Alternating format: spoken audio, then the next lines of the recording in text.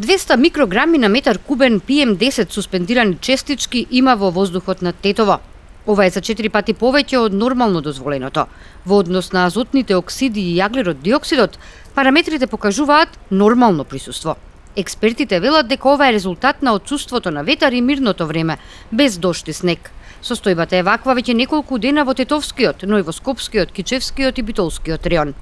Заради тоа, владата донесе мерки со кои до 21 декември бремените жени и лицата над 60 години се ослободени од работа, а се препорачува и работниците да не работат на отворено. Им се препорачува и на градинките, основните и средните училишта во деновите до сабота да не изведуваат активности на отворено. Во наредниот период сите медицински и здравствени установи ќе бидат подготвени да примаат евентуално зголемен број пациенти. Се препорачува во Скопје, Тетово, Кичево и Битола товарните возила да не се движат низ центарот во периодот од 7 до 19 часот, освен возилата кои што пренесуваат лепи лекови. Локалните самоуправи се повикуваат интензивно да ги чистат и мијат улиците.